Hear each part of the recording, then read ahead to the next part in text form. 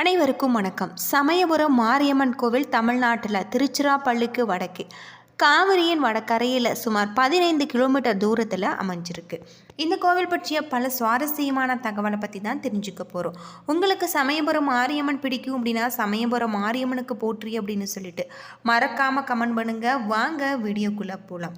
சமயபுரம் கோவில் இருக்கும் இடம் கண்ணூர் என அழைக்கப்படுது. இந்த இடம் கண்ணபுரம், விக்ரமபுரம், மகாகாளிபுரம் என அழைக்கப்படுது. இந்த கோவிலில் வடக்கே செல்லாயி அம்மன் கோவிலும் பல்வேறு சிறப்புகளை கொண்டிருக்கக்கூடிய வகையில் இருக்குது. அது மட்டும் இல்லாமல் இந்த கோவில் பல அதிசயங்களும் ஆச்சரியங்களும் நடந்து கொண்டு தான் இருக்குது. அது மட்டும் இல்லாமல் நம்முடைய சேனலில் வாராகியம்மன் ஜோதிட நிலையத்தில் அனைத்து ராசிக்காரர்களுக்குமே நல்ல ஒரு பலன் சொல்லப்படுது. உங்களுடைய ஜாதகத்தில் இருக்கக்கூடிய பிரச்சனைகளுக்கு தீர்வு காண வேணும். டிஸ்கிரிப்ஷன் நம்பருக்கு நீங்கள் கால் பண்ணி உங்களுடைய பிரச்சனைகளை சொன்னீங்கன்னா போதும், அதற்கான ஒரு தீர்வு உங்களுக்கு கட்டாயம் கிடைக்கும். திருச்சி மாவட்டம் சமயபுரத்தில் அருள்மிகு மாரியம்மன் கோவில் இருக்குது. அம்மன் வழிபாட்டில் முதன்மை பெற்று விளங்கக்கூடிய இந்த கோவில் காவிரியின் வடற்கரையில் திருச்சி சென்னை தேசிய நெடுஞ்சாலையில் திருச்சியிலிருந்து சுமார் 15 கிலோமீட்டர் தொலைவில் அமைஞ்சிருக்கு. மகாவிஷ்ணுவின் தச அவதாரத்தில் கிருஷ்ண அவதாரம் முக்கிய இடத்தை வகிக்கிறதாகும். இந்த அவதாரத்தில் தேவகியின் குழந்தையாக கிருஷ்ணரும் யசோதையின் குழந்தையாக மாயாதேவியும் அவதரிச்சிருக்காங்க. இந்த 2 குழந்தைகளுமே இறைவனின் எண்ணத்தால் இடமாற்றம் செய்யப்பட்டது. இதனை கம்சன் அறிந்து கொண்டாலும் குழந்தைகள் இடமாற்றம் செய்யப்பட்டிருப்பதை அறிய இயலாதவனாக இருந்திருக்காங்க. குழந்தையை கொல்ல துணிந்த கம்சன் தேவியின் அறைக்கு சென்று குழந்தையை தூக்க முற்பட்டிருக்காங்க. அருகில் நெருங்க முடியாதபடி அந்த குழந்தை தன்னுடைய உண்மையான அவதாரத்தை காட்டி நின்றது. அன்னையின் அற்புத தோற்றத்தை கண்ட கம்சன் பின் சம்ஹாரம் செய்யப்பட்டான். மகா சக்தியாக தோன்றிய அம்மன் தனது 8 கரங்களிலுமே எண்ணற்ற ஆயுதங்களை தாங்கி இந்த உலக காக்க அவதரித்து நின்றிருக்காங்க. இந்த தேவியே மகமாரி என்னும் மாரியம்மனாக கண் கண்ட தெய்வமாக மக்களால் சமயபுரம் மாரியம்மனாக பூஜிக்கப்பட்டு வராங்க. ஸ்ரீரங்கம் அரங்கநாத சுவாமி திருக்கோவிலில் இருந்து அம்மனுடைய திருமேனி உக்ரம் மிகுந்து இருந்தமையினால அங்கிருந்த சுவாமிகள் அம்மனின் திருவுருவத்தை மற்றொரு இடத்திற்கு மாற்ற ஏற்பாடு செஞ்சிருக்காங்க. அதன்படி பணிவிடை புரிவு அந்த திருவுருவத்தை எடுத்துக்கொண்டு வடக்கு நோக்கி இந்த இடத்துல வைத்துவிட்டு இளப்பாரிருக்காங்க. அவர்கள் இளைப்பாரிய இந்த இடம் இப்பொழுது சமயபுரம் என்னும் பெயரில் இருக்கிறதாக சொல்லப்படுது. இதன் நினைவாக இப்பொழுதுமே இந்த திருக்கோவிலில் 8ஆம் நாளில் அம்மன் அங்கு ஓர் இரவு ஓய்வு கொள்வது நடைபெற்று வருவதாகும்.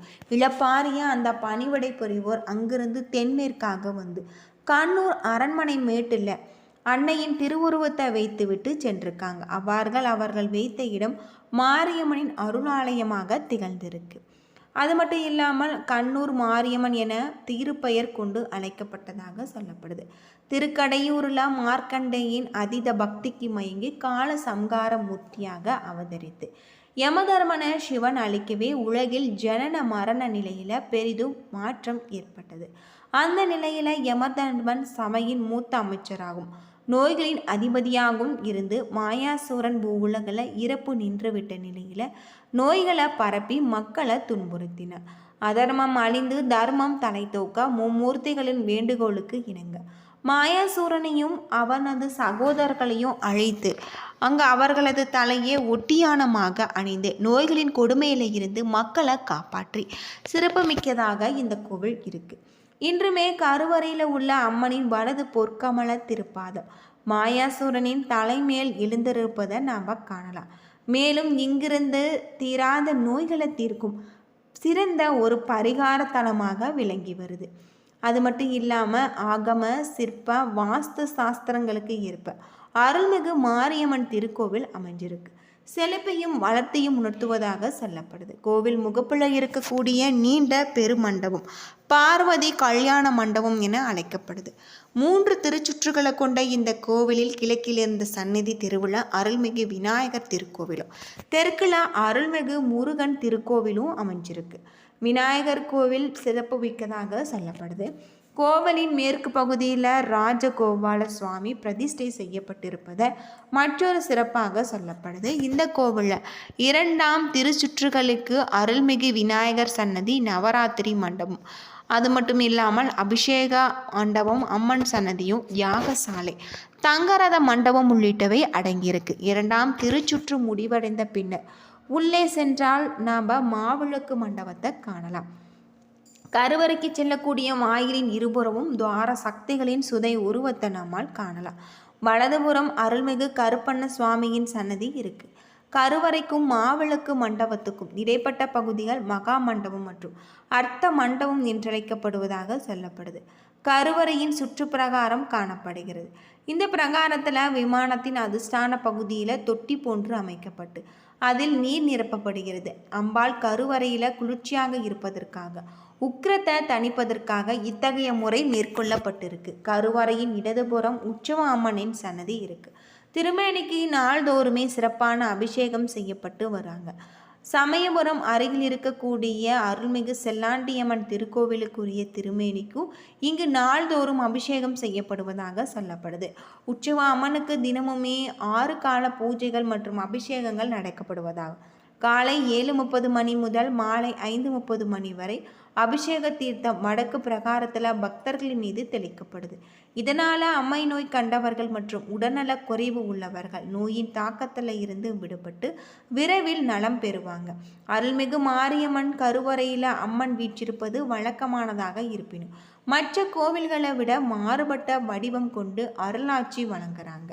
மூலவரின் திருவுருவம் மரத்தால் ஆனதென்றால் அதன் மேல் சுதை வேலைப்பாடுகள் மேற்கொள்ளப்பட்டிருப்பது புதுமையான ஒன்று. தங்க ஜடாமகுடம் மற்றும் குங்கும மேனி நிறத்தில் நெற்றியில் அழகிய வைர பட்டைகள் மின்ன, கண்களில் அருளொளி வீச, வைர கம்மலுடன் மூக்குத்தியுடன் பக்தர்களுக்கு காட்சி தராங்க அப்படின்னே சொல்லலாம். ஆதிசக்தியான அம்மன் தனது 8 கையிலுமே இடதுபுறமாக கபாலம், மணி, வில், பாசம், வலதுபுறம் கத்தி, சூலம், அம்பு மற்றும் உடுக்கை ஆகியவை அற்புதங்களை தாங்கியிருக்கு.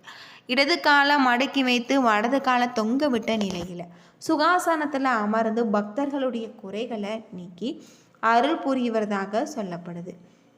இந்த கோவிலில் இருக்கக்கூடிய தீர்த்தங்கள் மகா சிறப்பு பெற்றவை.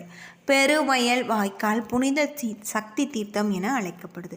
திருக்கோவிலில் வடக்கே திருச்சி சென்னை நெடுஞ்சாலையில் சமயபுரத்தில் இடதுபுறக்கும் மகமாகி தீர்த்தமும், திருக்கோவிலில் வடமேற்குள்ள வாய்வு மூலையில் சர்வேஸ்வரன் தீர்த்தமும், அருள்மிகு மாரியம்மன் திருக்கோவில் ஆனந்தவள்ளி உடனுரை தீர்த்தமும் அமைஞ்சிருக்கிறதாக சொல்லப்படுது.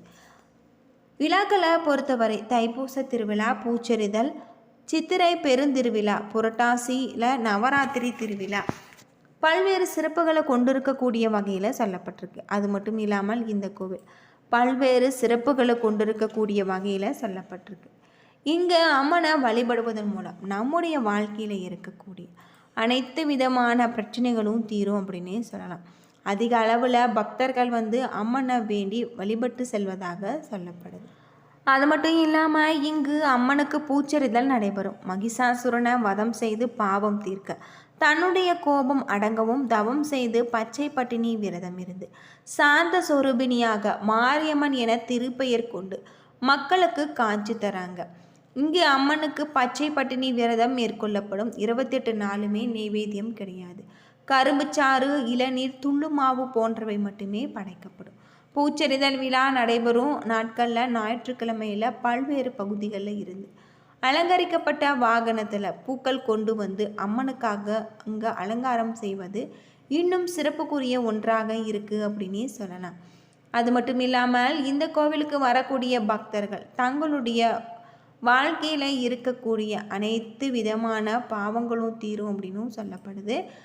இங்கு ஊர்வலமாக மாரியம்மனுக்கு பூக்களை சார்த்தி வழிபாடு செய்கிறாங்க. பங்குனி மாத ஞாயிற்றுக்கிழமைகளில் சித்திரை தேர் திருவிழாவுக்கான கொடியேற்றமும் இங்கு நடைபெறுவதாக சொல்லப்படுது. சிவனிடமிருந்து உள்ள சர்வ சக்திகளை பெற்று படைத்தல், காத்தல், அழித்தல், அது மட்டும் இல்லாமல் அருள் பாலித்தல் என 5 தொழில்களை இங்கு சித்திரை பெருந்திருவிழா நாட்களில் அம்மன் அருள் புரிந்து வருவதாக சொல்கிறாங்க. என்ன நண்பர்களே, இந்த வீடியோ உங்களுக்கு பயனுள்ள ஒரு தகவலை தந்திருக்கும்னு நினைக்கிறேன். வீடியோ பிடிச்சிருந்தா லைக் பண்ணுங்கள், ஷேர் பண்ணுங்கள், கமெண்ட் பண்ணுங்கள். இது போல் தகவலை தெரிஞ்சுக்க நம்ம சேனலை மறக்காமல் சப்ஸ்கிரைப் பண்ணிடுங்க. நன்றி நண்பர்களே.